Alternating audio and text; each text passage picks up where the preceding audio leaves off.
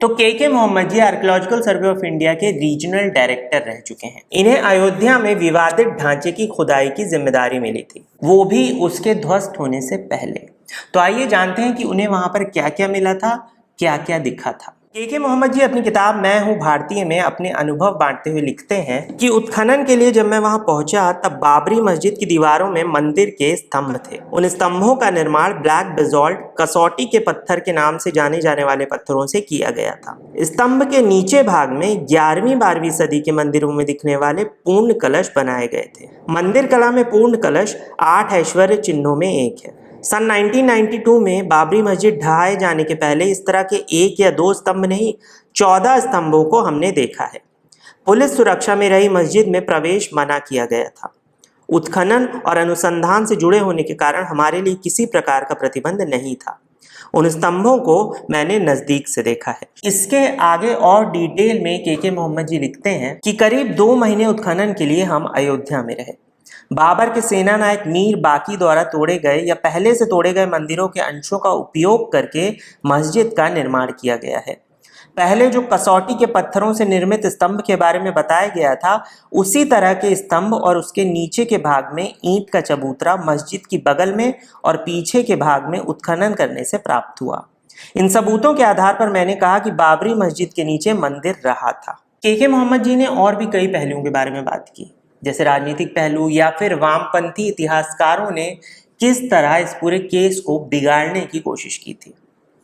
लेकिन आज हम ये जान रहे हैं कि उन्हें इस बिल्डिंग के अंदर क्या मिला था, इस मस्जिद के अंदर क्या क्या चीजें मिली थी। आगे के मोहम्मद जी कहते हैं कि बाबरी मस्जिद तोड़ने से जो महत्वपूर्ण सबूत प्राप्त हुए उसमें से एक था विष्णु हरिशिला पटल।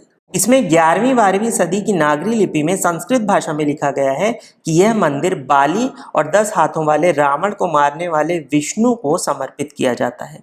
डॉक्टर वाई.डी. शर्मा और डॉक्टर के.एन. श्रीवास्तव द्वारा सन 1992 में किए गए निरीक्षण में वैष्णव अवतारों तथा शिव पार्वती के कुषाण जमाने की मिट्टी की मूर्तियां प्राप्त हुई। वर्ष 2003 में इलाहाबाद उच्च न्यायालय की लखनऊ बेंच के निर्देशानुसार किए गए उत्खनन में तकरीबन 50 मंदिर स्तंभों के नीचे के भाग में ईंट से बनाया चबूतरा दिखाई पड़ा। इसके अलावा मंदिर के ऊपर का आमलका और मंदिर का अभिषेक जल बाहर निकालने वाली मकर प्रणाली भी उत्खनन से प्राप्त हुई। उत्तर प्रदेश भारतीय पुरातत्व सर्वेक्षण के निदेशक डॉक्टर राकेश तिवारी द्वारा समर्पित रिपोर्ट में बताया गया है कि बाबरी मस्जिद के आगे के भाग को समतल करते समय मंदिर से जुड़े हुए 263 पुरातत्व अवशेष प्राप्त हुए हैं। उत्खनन से प्राप्त हुए सबूतों और पौराणिक अवशेषों के विश्लेषण से भारतीय पुरातत्व सर्वेक्षण इस निर्णय पर पहुंचा कि बाबरी मस्जिद के नीचे एक मंदिर रहा था। के मोहम्मद जी एक निष्पक्ष अधिकारी रहे हैं और जिसने भी उनके बारे में पढ़ा है वो जानता है कि उन्होंने हमेशा न्यूट्रल व्यू पॉइंट से इन हिस्टोरिकल बिल्डिंग्स को देखा। बिना हिंदू मुस्लिम का पक्ष लिए उन्होंने इस तरह की कार्रवाई की है।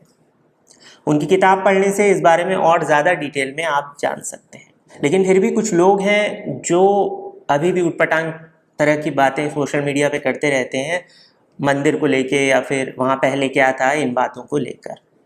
हालांकि इस बात से अब कोई फ़र्क नहीं पड़ता क्योंकि राम मंदिर वहाँ पे बन रहा है और अगले साल से राम मंदिर भक्तों के लिए खुल जाएगा और हर कोई वहाँ दर्शन कर सकता है। वीडियो अच्छा लगा तो चैनल अभी सब्सक्राइब कीजिए और कमेंट में जय श्री राम लिखना मत भूलिए। जय श्री राम, जय हिंद।